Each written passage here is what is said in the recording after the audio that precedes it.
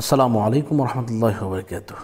ফজরের পরে আল্লাহ রাসূল সাল্লাল্লাহু আলাইহি ওয়াসাল্লাম যে আমলগুলো করতেন আজকে সেগুলো বলে দেব ইনশাআল্লাহ।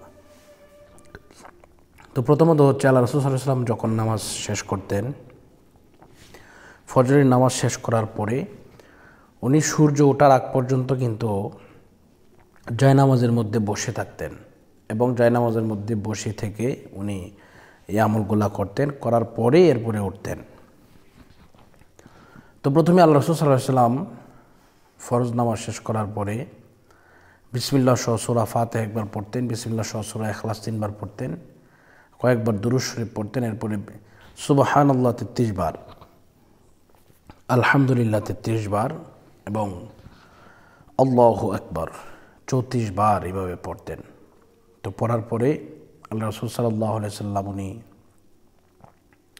যে কাজটা করতেন, একটি দোয়া আছে, এই দোয়া যদি আপনি পড়েন ফজরের পরে আর সারা দিনের ভিতরে যদি আপনি মারা যান তাহলে বিনা হিসাবে আপনি জান্নাতে যাবেন। দোয়াটি বলে দিচ্ছি, আবারও এটাও বলে দিচ্ছি, যদি আপনি মাগরিবের পরে পড়েন রাতে মারা গেলে ফজরের আগে, তাহলে আপনাকে বিনা হিসাবে জান্নাতে দেওয়া হবে। সুবহানাল্লাহ। আমলটি হচ্ছে এই,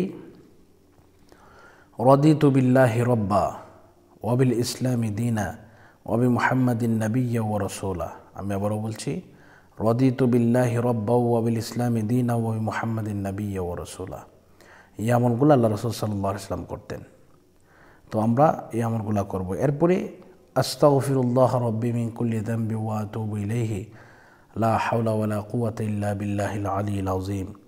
এই আমলটাও আল্লাহ রাসূল সাল্লাল্লাহু আলাইহি ওয়াসাল্লাম করতেন। এরপরে আরেকটি আমল আছে, তা হচ্ছে দুরূদ শরীফ।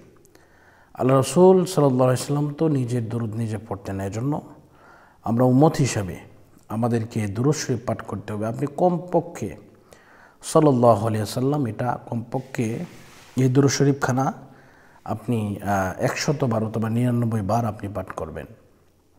তাহলে এই সমস্ত কিছু আপনি যে আমলগুলো করলেন, এই আমলগুলো আল্লাহ পাকের দরবারে কবুল হয়ে যাবে। সুবহানাল্লাহ। তো আল্লাহ পাক আমাদেরকে কবুল করুন, মঞ্জুর করুন। আজকের মতো পর্যন্তই বিদায় নিচ্ছি। আসসালামু আলাইকুম ওয়া রাহমাতুল্লাহি ওয়া বারাকাতুহু।